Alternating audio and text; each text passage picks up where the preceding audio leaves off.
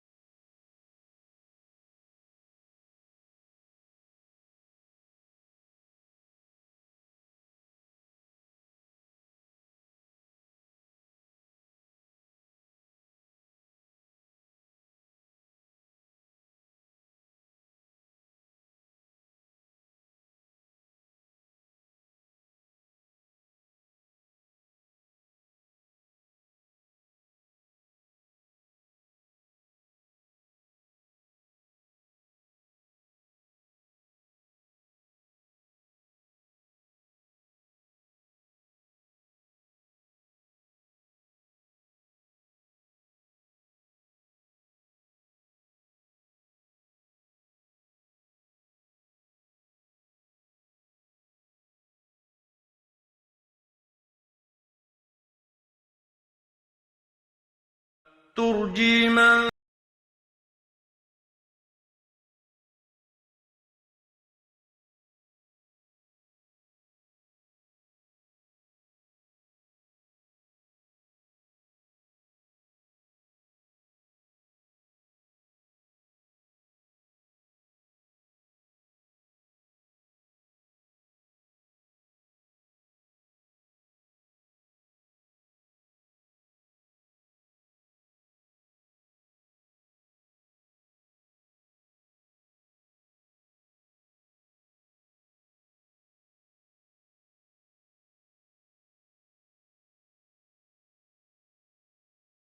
يا أيها النبي إنا أحللنا لك أزواجك اللاتي آتيت أجورهن اے نبی صلی اللہ علیہ وسلم انا احللنا لک بے شک ہم نے حلال کر دیا آپ کے لیے ازواجک آپ کی بیویوں کو اللاتی وہ جو آتیت اجورہن آپ نے دیا ان کا حق مہر۔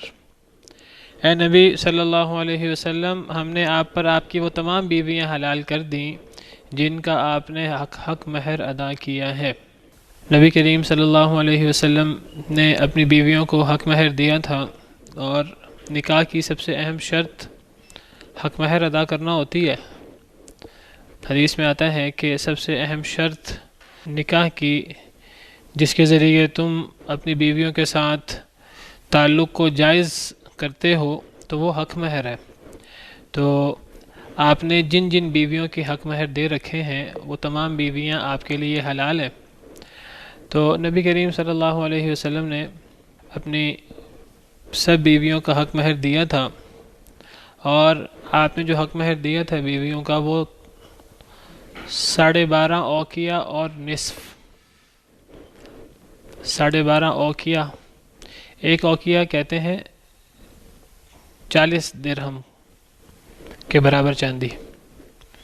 درہم چاندی کا ہوتا تھا، تو ایک اوقیہ 40 درہم، تو 12 اوقیہ، اور حدیث میں لفظ نش آتا ہے، نش یا نش، تو 12.5 اوقیہ کے برابر چاندی۔ تو 12.5 اوقیہ، اگر ایک اوقیہ 40 درہم کے برابر ہو تو 12.5 اوقیہ یہ 500 درہم بنتا ہے۔ 500 درہم، 12.5 درہم، تو نبی کریم صلی اللہ علیہ وسلم نے اپنی بیویوں کو یہ حق مہر دیا تھا۔ حضرت ام حبیبہ ان کا حق مہر سب بیویوں کو نبی صلی اللہ علیہ وسلم نے ہر بیوی کو، حضرت ام حبیبہ کو آپ نے حق مہر نہیں دیا تھا۔ حضرت ام حبیبہ کو آپ کی طرف سے نجاشی نے 4000 دینار جو ہے وہ حق مہر دیا تھا، وہ کافی زیادہ تھا۔ تو وہ چونکہ حضرت ام حبیبہ جو ہیں وہ حبشہ میں تھیں، تو وہاں جو ہے وہ نجاشی نے آپ کی طرف سے انہیں حق مہر دیا۔ چونکہ نجاشی بادشاہ تھا تو اس نے جو ہے مسلمان ہو گیا تھا، تو انہوں نے پھر جو ہے وہ حضرت ام حبیبہ کو نبی کریم صلی اللہ علیہ وسلم کی طرف سے 4000 دینار، یہ بہت زیادہ ہے، تو یہ دیا۔ کچھ ایسی بیویاں تھیں آپ کی کہ جو قیدیوں میں آئی تھیں، حضرت صفیہ، تو آپ نے ان کی آزادی کو ان کا حق مہر قرار دیا تھا، تو ان کی آزادی ان کا حق مہر تھی۔ حضرت جویریہ یہ بھی جو ہے وہ قیدیوں میں آئی تھیں، اور یہ ایک صحابی ثابت بن قیس بن شماس کے حصے میں آئی تھیں، تو نبی کریم صلی اللہ علیہ وسلم نے ان کی طرف سے مکاتبت ادا کی تھی۔ اگر غلام اپنے آپ کو آزاد کروانا چاہے تو مکاتبت کرتا ہے، جس کا ذکر سورہ نور میں ہے۔ تو حضرت جویریہ کی جو مکاتبت کی رقم ہے وہ نبی کریم صلی اللہ علیہ وسلم نے ادا کر دی تھی، اور پھر آپ نے ان سے نکاح کر لیا تھا۔ تو وہ جو آپ نے مکاتبت کی رقم جتنی بھی تھی جو ادا کی تھی، اسی کو آپ نے ان کا حق مہر بنایا۔ تو نبی کریم صلی اللہ علیہ وسلم نے تمام بیویوں کو حق مہر دیا۔ 2 بیویاں ایسی ہیں کہ جن کی آزادی کو، ایک کی مکاتبت کو اور ایک کی آزادی کو ان کا حق مہر قرار دیا، اور باقی بیویوں کو 12.5 اوقیہ 500 درہم کے لگ بھگ حق مہر دیا، اور ایک بیوی حضرت ام حبیبہ ان کو نبی کریم صلی اللہ علیہ وسلم کی طرف سے حضرت نجاشی علیہ السلام جو ہے رضی اللہ عنہ رحمہ اللہ، انہوں نے جو ہے وہ 4000 دینار کے قریب حق مہر دیا۔ یہ حبشہ کا بادشاہ تھا، یہ حبشہ کے بادشاہ کا لقب ہوتا ہے نجاشی۔ تو یہ مسلمان ہو گئے تھے، تو انہوں نے نبی کریم صلی اللہ علیہ وسلم کی طرف سے انہیں حق مہر دیا۔ تو جن جن بیویوں کو آپ حق مہر دے چکے ہیں، وہ بیویاں آپ کے لیے حلال ہیں، چاہے وہ 4 سے زیادہ ہی کیوں نہ ہو۔ نبی کریم صلی اللہ علیہ وسلم کے لیے تعداد مقرر نہیں تھی، تو یہاں یہی مراد ہے کہ وہ تمام بیویاں حلال ہیں جن کو آپ نے حق مہر دیا ہے۔ حضرت سودا بھی تھیں، حضرت خدیجہ فوت ہو چکی تھیں، حضرت سودا تھیں، حضرت عائشہ تھیں، حضرت حفصہ حضرت عمر کی بیٹی، حضرت ام حبیبہ اور حضرت ام سلمہ، یہ ساری قریشی تھیں۔ اور اس کے علاوہ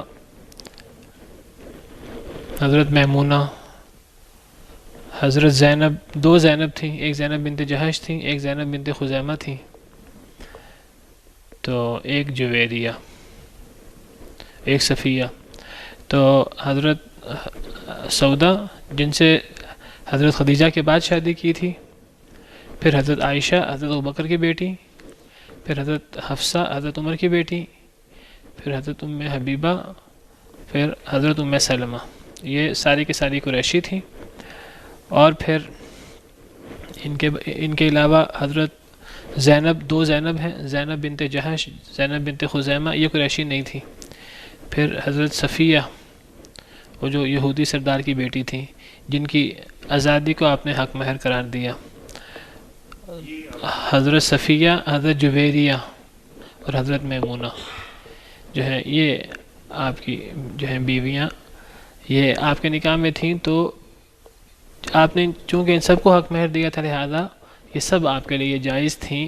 یہ نہیں تھا کہ 4 کے علاوہ باقیوں کو آپ طلاق دیں، باقیوں کو آپ اپنے سے الگ کریں، رضی اللہ عنہن وارضاہن۔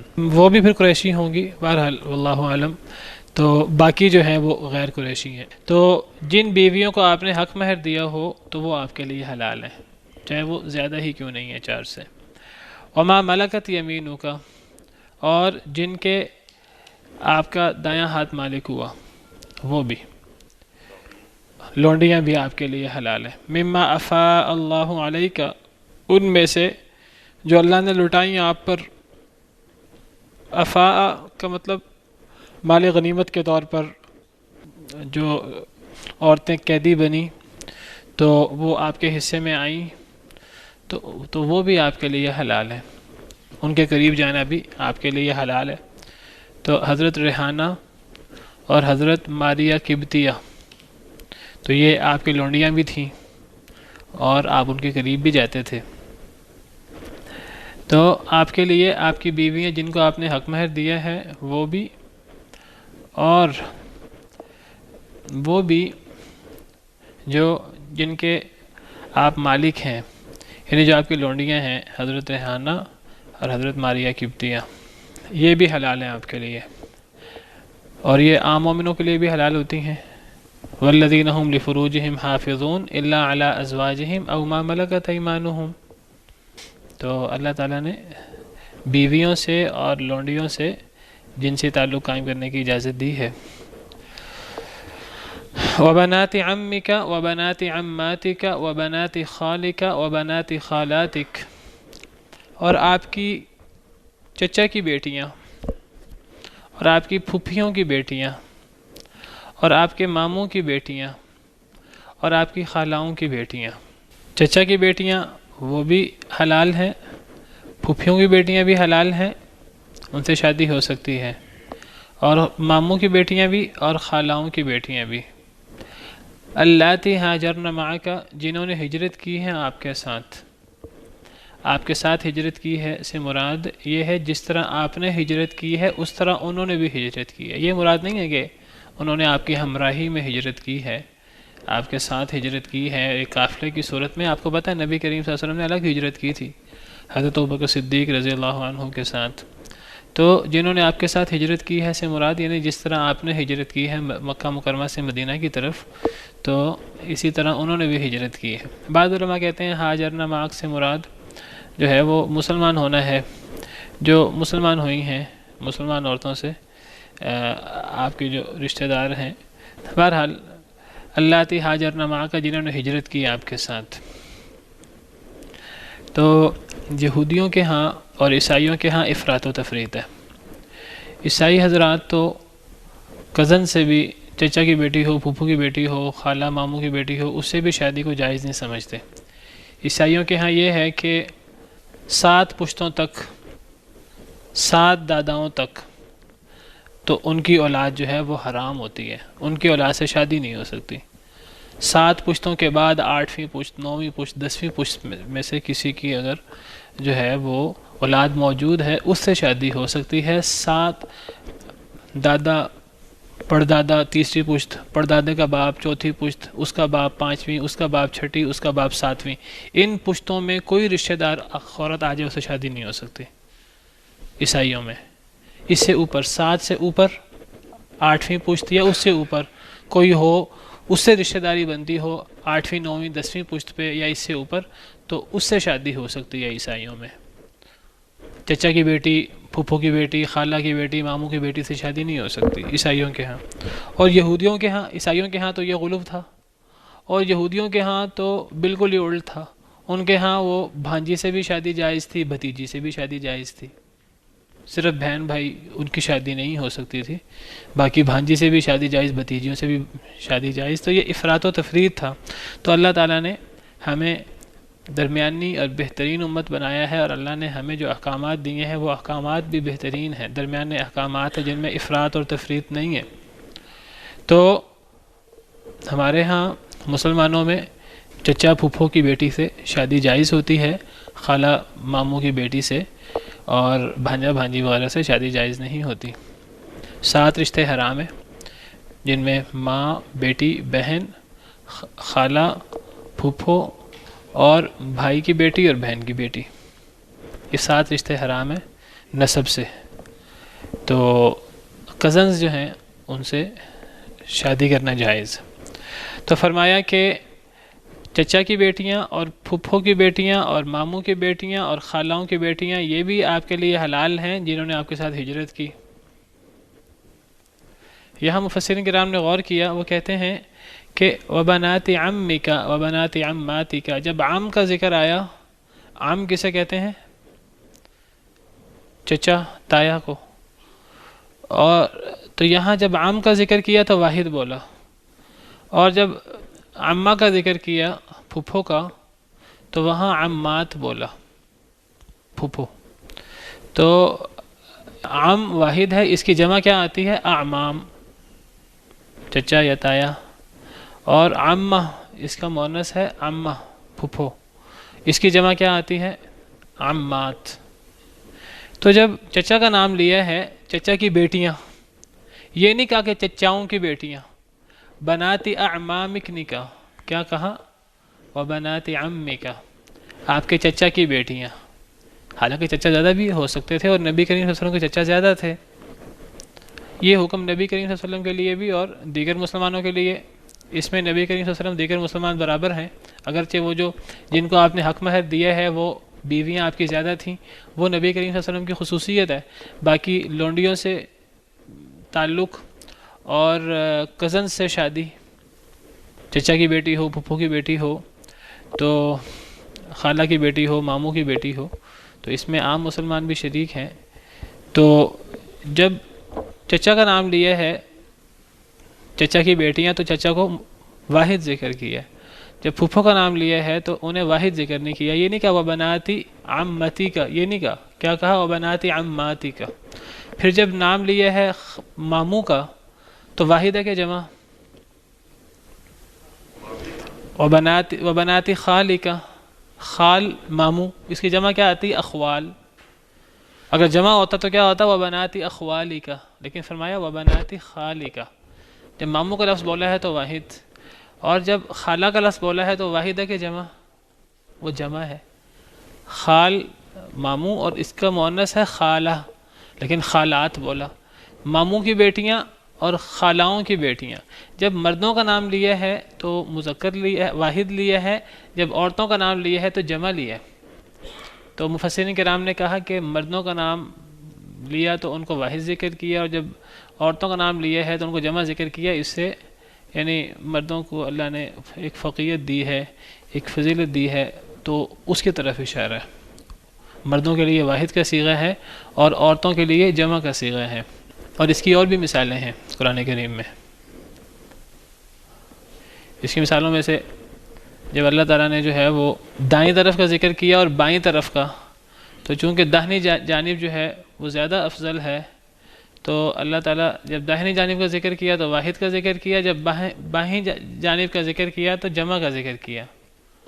قرآن کریم میں سورہ نحل آیت نمبر 48 میں اللہ فرماتے ہیں اَوَلَمْ يَرَوْا إِلَى مَا خَلَقَ اللَّهُ مِنْ شَيْءٍ يَتَفَيَّأُ ظِلَالُهُ عَنِ الْيَمِينِ وَالشَّمَائِلِ سُجَّدًا لِلَّهِ وَهُمْ دَاخِرُونَ۔ کیا یہ لوگ نہیں دیکھتے اس کی طرف جو اللہ نے پیدا کی کوئی بھی شے، اس کے سائے جھکتے ہیں داہنی جانب اور بائیں جانب اللہ کو سجدہ کرتے ہوئے، اور وہ عاجز ہوتے ہیں۔ ہر چیز جو اللہ نے پیدا کی ہے وہ بھی اللہ کو سجدہ کرتی ہے، اور ان کے سائے بھی دائیں جانب اور بائیں جانب جھکتے ہوئے اللہ کو سجدہ کرتے ہیں۔ جب دائیں کا ذکر کیا تو واحد ہے، یمین واحد ہے، اس کی جمع ایمان ہوتی ہے، اور جب بائیں جانب کا ذکر کیا تو شمائل، یہ جمع ہے، واحد شمال ہوتا ہے۔ اگر یمین واحد تھا تو شمال بھی واحد ہوتا، عن الیمین والشمالی، یا اگر شمائل جمع تھا تو پھر یمین بھی جمع آنا چاہیے تھا، عن الایمان والشمائل۔ تو امام ابن کثیر نے یہ آیت پیش کی ہے، اور جو ہم آیت کریمہ پڑھ رہے ہیں، اور انہوں نے اسے ثابت کیا ہے کہ یہاں داہنی جانب فضیلت کی وجہ سے داہنی جانب افضل ہوتی ہے دائیں جانب، تو اس کا واحد ذکر کیا، تعظیم، اس میں تعظیم ہے دائیں جانب کی، اور بائیں جانب کو جو ہے وہ جمع کے ساتھ ذکر کیا۔ اسی طرح امام ابن کثیر نے اس کی ایک دو مثالیں اور بھی دی ہیں قرآن سے، کہتے ہیں اس کی بہت مثالیں ہیں۔ کہتے ہیں کہ جہاں بھی نور کا ذکر آتا ہے تو واحد آتا ہے، اور جہاں دیروں کا ذکر آتا ہے تو وہ جمع آتا ہے۔ سورہ انعام کے شروع میں الحمدللہ الذی خلق السماوات والارض وجعل الظلمات والنور، اندھیروں کا ذکر کیا تو جمع، اور جب نور کا ذکر کیا تو واحد، نور کی فضیلت کی وجہ سے، روشنی کی فضیلت کی وجہ سے، تعظیم کی وجہ سے۔ بہرحال امام ابن کثیر نے یہاں عام کو واحد لانے کی اور عمات کو جمع لانے کی، اور خال کو ماموں کو واحد لانے کی اور خالاؤں کو جمع لانے کی یہ وجہ بیان کی ہے۔ واللہ تعالی عالم۔ اور وہ کہتے ہیں کہ اس کی قرآن کریم میں اور عربی زبان میں اور بہت ساری مثالیں ہیں۔ تو چچا کی بیٹیاں وہ بھی آپ کے لیے حلال ہیں اگر آپ ان سے شادی کرنا چاہیں تو، اور پھپھو کی بیٹیاں بھی حلال ہیں، اور ماموں کی بیٹیاں بھی، اور خالاؤں کی بیٹیاں بھی، وہ جنہوں نے آپ کے ساتھ ہجرت کی ہے۔ وَامْرَأَةً مُؤْمِنَةً إِن وَهَبَتْ نَفْسَهَا لِلنَّبِيِّ إِنْ أَرَادَ النَّبِيُّ أَن يَسْتَنكِحَهَا، اور وہ مومن عورت بھی حلال ہیں آپ کے لیے۔ إِن وَهَبَتْ نَفْسَهَا لِلنَّبِيِّ، اگر وہ ہبہ کر لے اپنے آپ کو نبی کے لیے۔ إِنْ أَرَادَ النَّبِيُّ أَن يَسْتَنكِحَهَا، اگر نبی ارادہ کرے یہ کہ وہ اس سے شادی کرے۔ اگر کوئی عورت اپنے آپ کو نبی کے لیے ہبہ کر لے، کوئی عورت کے نبی کریم صلی اللہ علیہ وسلم کی خدمت میں آئے اپنے ولی کے بغیر، کسی بڑے کے بغیر، چاہے اکیلی آ جائے، اور وہ کہے کہ میں اپنے آپ کو آپ کے لیے پیش کرتی ہوں، آپ مجھ سے شادی کر لیں، تو اگر نبی اس سے شادی کرنا چاہے تو نبی اس سے شادی کر سکتا ہے۔ اللہ نے یہ بھی نبی کے لیے حلال کیا ہے۔ خالصۃ لک، یہ خالص ہیں آپ کے لیے، من دون المؤمنین، مومنوں کے لیے اس کی اجازت نہیں ہے۔ یہ جو آخری صورت ہے یہ نبی کریم صلی اللہ علیہ وسلم کے لیے خاص ہے۔ کوئی عورت اپنے آپ کو ہبہ کر لے، اپنے آپ کو پیش کر دے نبی کریم صلی اللہ علیہ وسلم پر، تو نبی کریم صلی اللہ علیہ وسلم کو اگر رغبت ہو، اگر آپ شادی کرنا چاہتے ہیں تو آپ شادی کر سکتے ہیں بغیر حق مہر کے۔ یہاں حق مہر دینا ضروری نہیں ہوگا، حق مہر کے بغیر بھی کوئی عورت خود آ جائے، ولی کے بغیر، بڑے کے بغیر، نبی کے پاس آئے، تو نبی چونکہ پوری امت کا سرپرست ہوتا ہے اور پوری امت کے لیے جو ہے وہ باپ کی ایک روحانی بڑے کی حیثیت رکھتا ہے، تو نبی کوئی بھی عورت اگر اپنے آپ کو نبی کے لیے پیش کرے تو نبی اس سے اس طرح پیش کرے، نبی بغیر حق مہر کے اور بغیر ولی وغیرہ کے شادی کر سکتا ہے۔ لیکن یہ نبی کے لیے خاص ہے، یہ عام مومنوں کے لیے اس کی اجازت نہیں ہے۔ یہ مومن کی شرط ہے، وَامْرَأَةً مُؤْمِنَةً، مومن عورت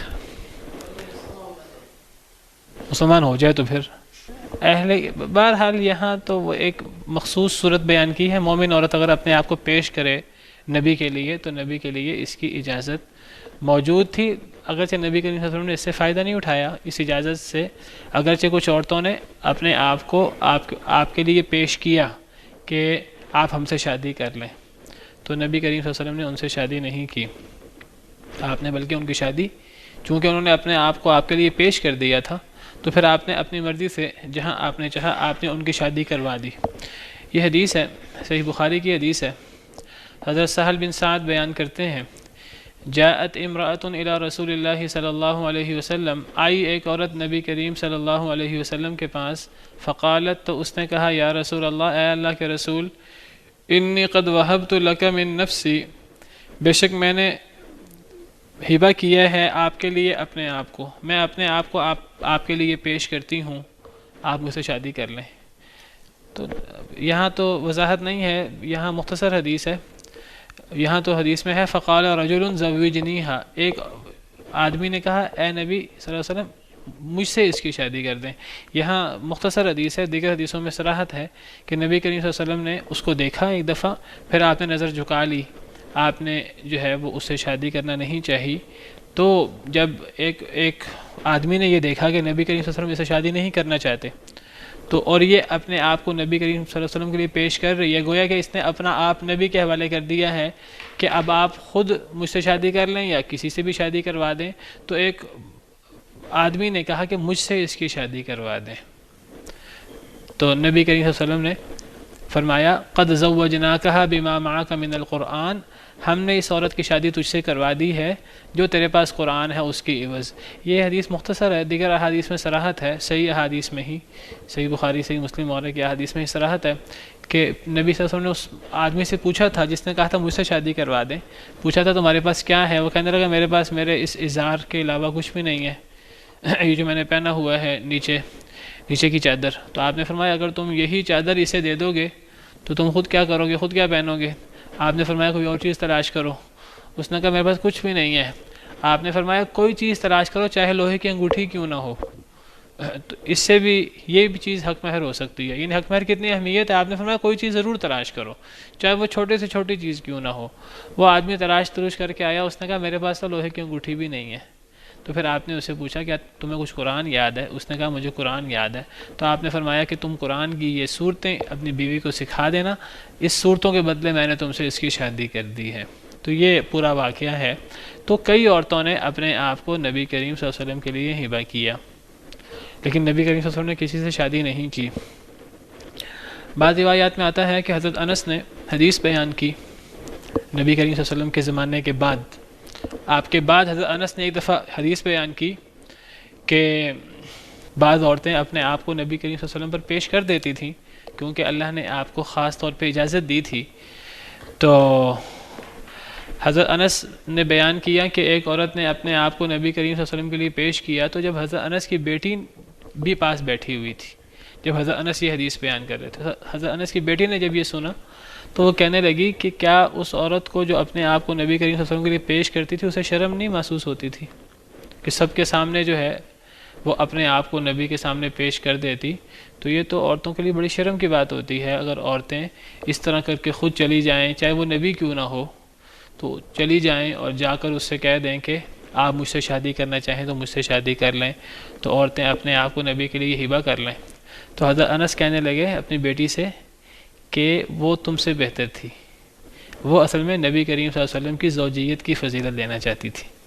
تو اس عورت کے بارے میں کوئی بات نہ کہو، کوئی بے شرمی کی بات نہ کرو، وہ تم سے بہتر تھیں، وہ ایمان میں بہت اعلیٰ درجے کی تھیں. اپنی بیٹی سے کہا وہ تم سے زیادہ بہتر تھیں، وہ نبی کریم صلی اللہ علیہ وسلم کی زوجیت کا شرف لینا چاہتی تھیں. تو بہرحال اگر کوئی عورت اپنے آپ کو نبی کے لیے ہبہ کرے تو نبی اس سے بغیر حق مہر کے، بغیر ولی کے شادی کر سکتا ہے، اور یہ نبی کے لیے خاص ہے، عام مومنوں کے لیے اس کی اجازت نہیں ہے. قد علمنا ما فرضنا عليهم في ازواجهم وما ملكت ايمانهم لكي لا يكون عليك حرج. تحقیق ہم نے جان لیا جو ہم نے مقرر کیے ہیں علیہم ان پر. نبی کریم صلی اللہ علیہ وسلم کی بات ہو رہی ہے اور اللہ نے نبی کریم صلی اللہ علیہ وسلم کے لیے کچھ خاص احکامات بھی بیان فرما دیے. کچھ احکامات ایسے ہیں جو اللہ نے بیان فرمائے ہیں، 4 قسم کی اللہ نے اجازت دی ہے.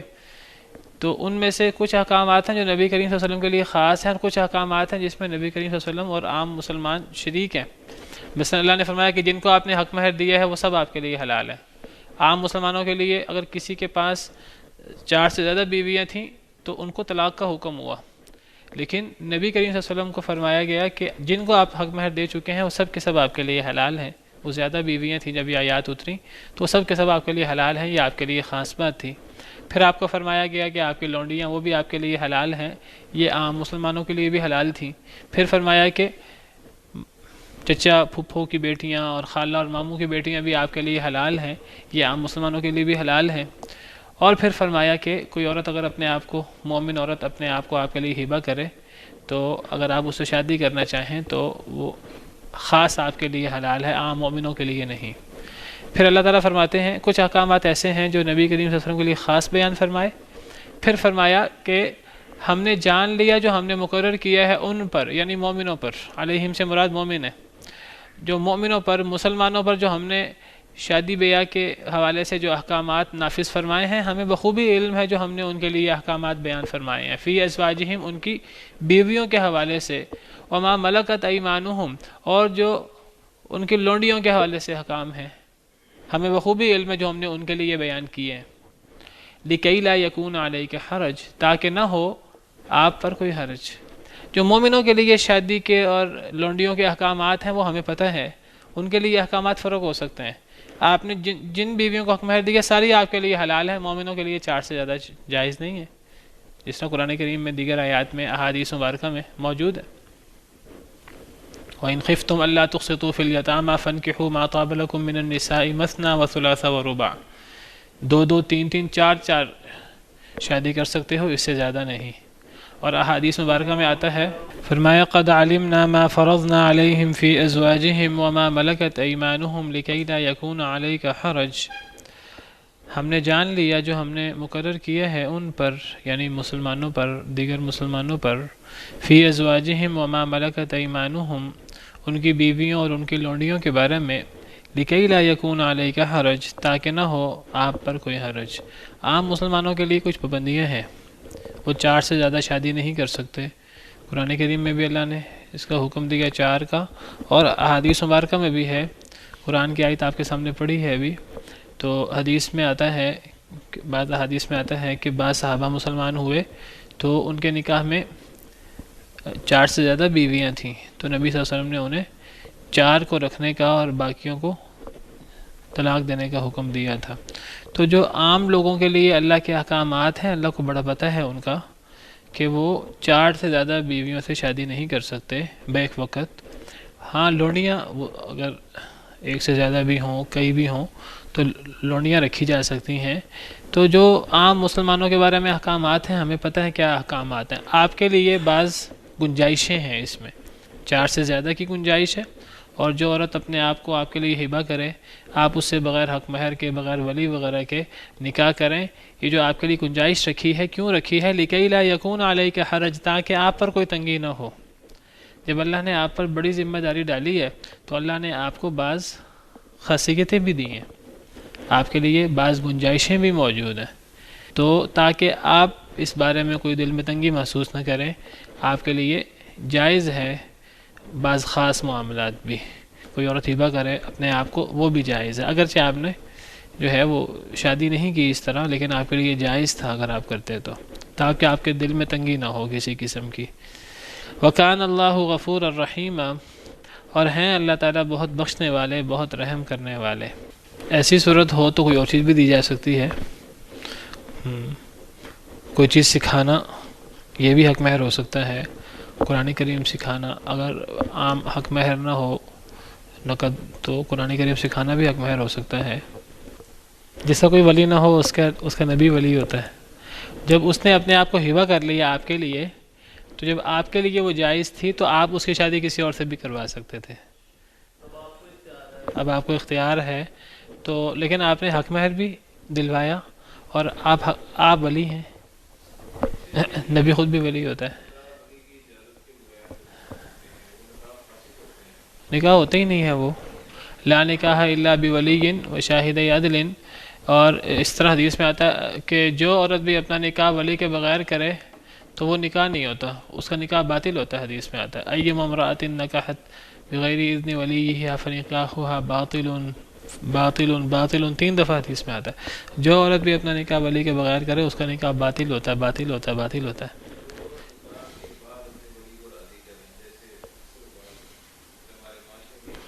نہیں تو نکاح جب نکاح ولی کے بغیر ہوا ہے تو پھر وہ نکاح تو ہوا ہی نہیں ہے۔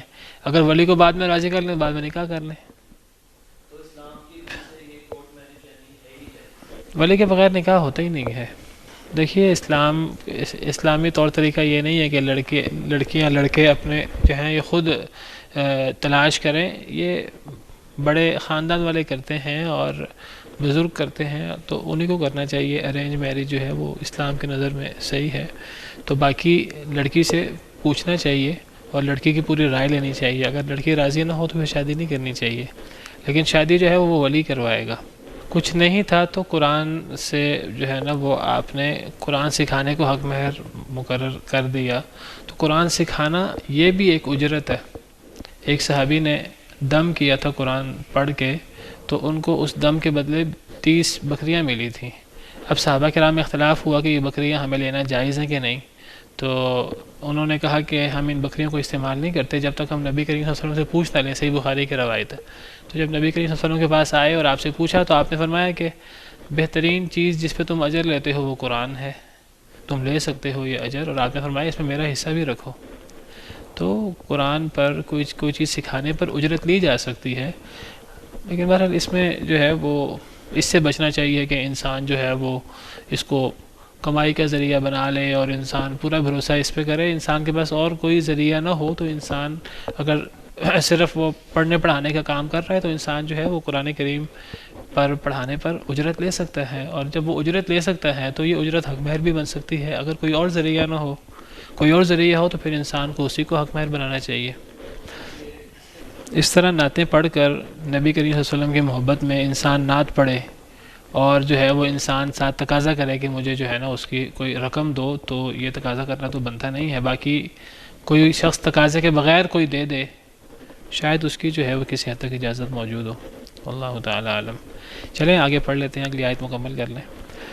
ترجی من تشاء منہن وتؤوی الیک من تشاء. ترجی آپ دور کر دیں، من تشاء منہن جسے آپ چاہیں، منہن ان میں سے، وتؤوی الیک من تشاء اور آپ پناہ دیں اپنے پاس، من تشاء جسے آپ چاہیں، ان عورتوں میں سے جسے چاہیں آپ دور کر دیں اور آپ پناہ دیں اپنی طرف جسے آپ چاہیں. جی میں بھی بتا رہا ہوں، وہی بتانے لگا ہوں. تو اس کی دو تفسیریں مفسرین کرام نے کی ہیں. پہلی تفسیر یہ کہ یہ جو عورتیں اپنے آپ کو آپ کے لیے ہبہ کرتی ہیں اور خاص طور پہ یہ آپ کے لیے جائز ہے، باقیوں کے لیے جائز نہیں ہے، تو جس عورت کو آپ دور کرنا چاہیں، آپ اس سے شادی نہ کرنا چاہیں تو آپ اس سے شادی نہ کریں، اور جس کو آپ اپنے پاس پناہ دینا چاہیں، جس کو آپ اپنے پاس شادی کر کے رکھنا چاہیں تو آپ رکھ سکتے ہیں. بعض مفسرین نے یہ تفسیر کی ہے، لیکن زیادہ تر مفسرین نے جو تفسیر کی ہے وہ دوسری کی ہے کہ یہ آیت کریمہ آپ کی بیویوں کے بارے میں ہے کہ جن سے آپ کی شادی ہو چکی ہے، تو اپنی بیویوں میں سے اگر ایک انسان ایک سے زیادہ بیوی سے شادی کرے تو اس کے لیے عدل کرنا ضروری ہوتا ہے. جس آیت میں اللہ نے ایک سے زیادہ بیویوں کی اجازت دی ہے، اس آیت میں اللہ نے عدل کرنے کا حکم دیا ہے. فرمایا سورہ نساء کی آیت نمبر 3 ہے، وَإِنْ خِفْتُمْ أَلَّا تُقْسِطُوا فِي الْيَتَامَى فَانكِحُوا مَا طَابَ لَكُم مِّنَ النِّسَاءِ مَثْنَىٰ وَثُلَاثَ وَرُبَاعَ. اگر تمہیں ڈر ہو کہ تم یتیموں کے بارے میں انصاف نہیں کر سکو گے تو جو تمہیں پسند آئیں عورتیں 2-2 3-3 4-4 سے شادی کر سکتے ہو. فَإِنْ خِفْتُمْ أَلَّا تَعْدِلُوا بس اگر تمہیں ڈر ہو کہ تم عدل نہیں کر سکو گے، اگر ایک سے زیادہ شادیاں ہوں تو بیویوں میں عدل کرنا، برابری کرنا بہت ضروری ہے. اگر تمہیں ڈر ہو کہ تم عدل نہیں کر سکو گے فواحدۃ تو پھر ایک ہی کافی ہے، او ما ملکت ایمانکم یا پھر تمہاری لونڈی اور بیوی، اس میں برابری ضروری نہیں ہوتی. ذالک ادنی الا تعولوا یہ زیادہ قریب ہے، پھر تم ایک سے شادی کرو تاکہ تم زیادتی نہ کر بیٹھو. تو اگر ایک شخص جو ہے وہ ایک سے زیادہ بیویوں سے شادی کرے تو ان میں عدل کرنا، نان نفقہ برابر دینا، ان کی باریاں مقرر کرنا. اگر 2 بیویاں ہیں تو ایک دن ایک بیوی کے پاس، ایک دن دوسری کے پاس، 3 ہیں تو اس طرح باری مقرر ہو، 4 ہیں تو باری مقرر ہو. تو نبی کریم صلی اللہ علیہ وسلم کی زیادہ بیویاں تھیں، 9 بیویاں تھیں بیک وقت. تو نبی کریم صلی اللہ علیہ وسلم جو ہیں وہ جس طرح عام لوگوں کے لیے جو ہے وہ عدل کرنا ضروری ہے، بیویوں کے لیے آپ بھی عدل کرتے تھے. تو اللہ تعالیٰ نے جہاں آپ کو نکاح کے معاملے میں کچھ گنجائشیں دی آپ کے مقام اور مرتبے اور آپ کی دیگر ذمہ داریوں کی وجہ سے، تو اللہ نے آپ کو ایک اور رخصت اور ایک اور گنجائش دی بیویوں کے معاملے میں. دوسری تفسیر کہ یہ آیت کریمہ بیویوں کے بارے میں ہے کہ جو آپ کی 9 بیویاں ہیں بیک وقت، آپ کے لیے بیویوں کو ان کے لیے ایک ایک دن باری کا مقرر کرنا ضروری نہیں ہے. اللہ نے آپ کو چھوٹ دے دی، جس کو چاہیں آپ اپنے سے دور کر دیں اور جس کو چاہیں آپ اپنے سے قریب کر لیں. کیا مطلب؟ جس کے پاس چاہیں نہ جائیں، جس کے پاس چاہیں جائیں، آپ پر کوئی پابندی نہیں ہے. یہ پابندی عام مومن مردوں کے لیے ہے، یہ آپ کے لیے نہیں ہے.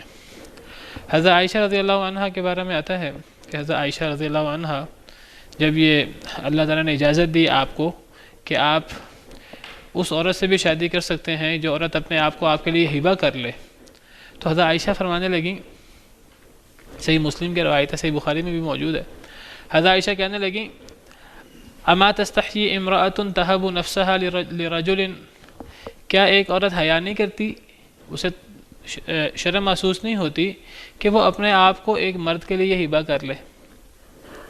حضرت عائشہ بیوی بھی تھیں، انہیں یہ بات جو ہے نا ایک عورت کے طور پر بھی یہ بات محسوس ہوتی تھی، اور تھوڑا سا اگر کوئی عورت اپنے آپ کو ہبہ کرتی آپ کے لیے اور آپ کی بیوی بن جاتی تو وہ ایک سوکن کے طور پر بھی انہیں ایک غیرت محسوس ہوتی.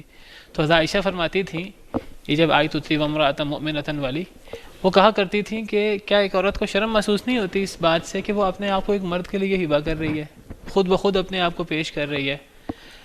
تو جب اللہ نے یہ آیت اتار دی، اس آیت کے بعد اللہ نے مزید گنجائش اتار دی، ترجی من تشاء منہن وتؤوی الیک من تشاء، کہ ایک عورت اپنے آپ کو ہبہ کرے وہ بھی جائز ہے آپ کے لیے، صرف آپ کے لیے اگر آپ شادی کرنا چاہیں، اور بیویوں میں بھی آپ پر باری اور پابندی نہیں ہے۔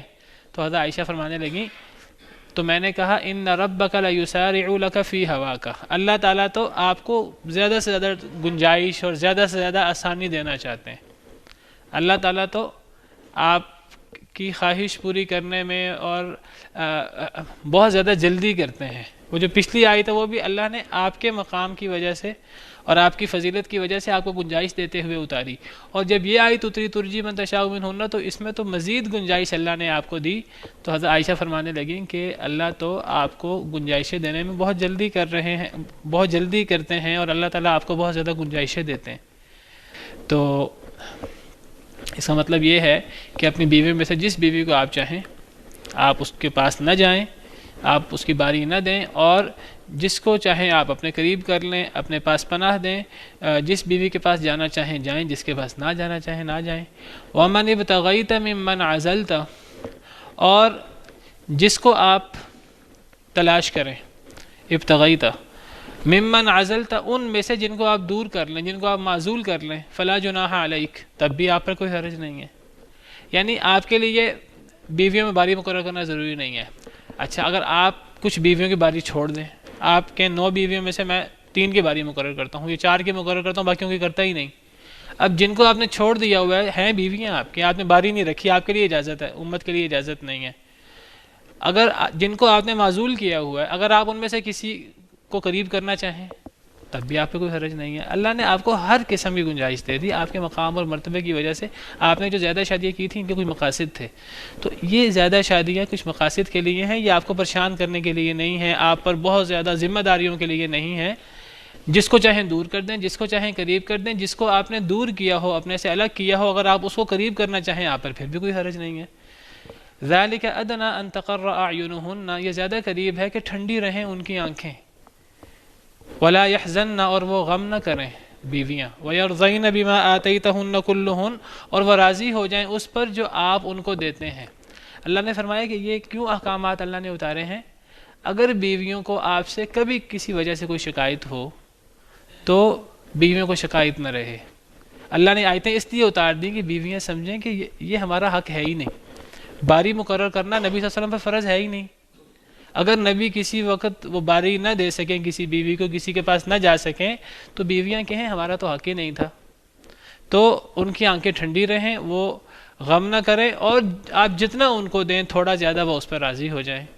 اللہ نے آپ پر پابندی نہیں رکھی تھی، لیکن نبی کریم صلی اللہ علیہ وسلم کا یہ اخلاق عالیہ تھا کہ نبی کریم صلی اللہ علیہ وسلم نے اس کے باوجود مکمل انصاف کیا ہے۔ آپ مکمل پھر بھی باری آپ نے مقرر کی ہوئی تھی، سوائے حضرت سودا کے، کسی وجہ سے آپ نے ان کو طلاق دینے کا ارادہ کیا، انہوں نے آپ سے درخواست کی مجھے طلاق نہ دیں، میری اب باری ختم کر دیں، میری باری کی جگہ حضرت عائشہ کو دے دیں، مجھے طلاق نہ دیں، میں دنیا آخرت میں آپ کی بیوی رہنا چاہتی ہوں۔ صرف ان کی باری ختم کی آپ نے، اور باقی تمام بیویوں کا آپ پورے انصاف کے ساتھ آخر تک آپ ان کو جو ہے پورا برابر جاتے رہے۔ بلکہ جب آپ بیمار ہوئے مرض الموت میں، آپ نے باقی بیویوں سے اجازت لی کہ میں حضرت عائشہ کے پاس بیماری کے دن گزارنا چاہتا ہوں، باقی بیویوں نے اجازت دی، حالانکہ آپ کے لیے ضروری نہیں تھا ان آیات کی روشنی میں، لیکن آپ نے پھر بھی جو ہے وہ پوری تقسیم کی۔ بلکہ آپ تو یہاں تک فرماتے تھے کہ اے اللہ میں جتنی تقسیم کر سکتا ہوں میں نے تقسیم کی ہے، جہاں تک میرے دل کا معاملہ ہے وہ میرے کنٹرول میں نہیں ہے۔ تو حدیث میں آتا ہے کہ آپ فرمایا کرتے تھے، صحیح حدیث ہے، آپ فرماتے تھے، آپ پوری تقسیم کرتے بیویوں میں، اللہم ہذہ قسمتی فیما املک، اے اللہ یہ میری تقسیم ہے جو میں اختیار رکھتا ہوں۔ یہ جو باریوں کی اور خرچے کی تقسیم آپ برابر کرتے تھے، فلا تلمنی فیما تملک ولا املک، اس میں مجھے ملامت نہ کرنا جس کا اختیار آپ کے پاس ہے میرے پاس نہیں ہے۔ اگر آپ کا دل کسی ایک بیوی کو زیادہ پسند کرتا تو یہ دل کا معاملہ آپ کے اختیار میں نہیں تھا، حضرت عائشہ سے آپ زیادہ محبت کرتے تھے، تو آپ اللہ سے فرمایا کرتے اے اللہ میں نے تقسیم کر رکھی ہے، حالانکہ آپ پر ضروری نہیں تھی تقسیم، لیکن آپ کا اخلاق تھا، آپ نے تقسیم کر رکھی تھی، اور آپ فرمایا کرتے تھے اے اللہ جس میں میرا اختیار نہیں ہے اس میں مجھے ملامت نہ کرنا۔ واللہ یعلم ما فی قلوبکم، اللہ جانتا ہے جو تمہارے دلوں میں ہے، وکان اللہ علیما حلیما، اور اللہ تعالیٰ جاننے والے بردبار ہیں۔ چلیں جی پھر آج کے لیے اتنا ہی کافی ہے۔ سبحانک اللہم ربنا وبحمدک، اشہد ان لا الہ الا انت، استغفرک واتوب الیک۔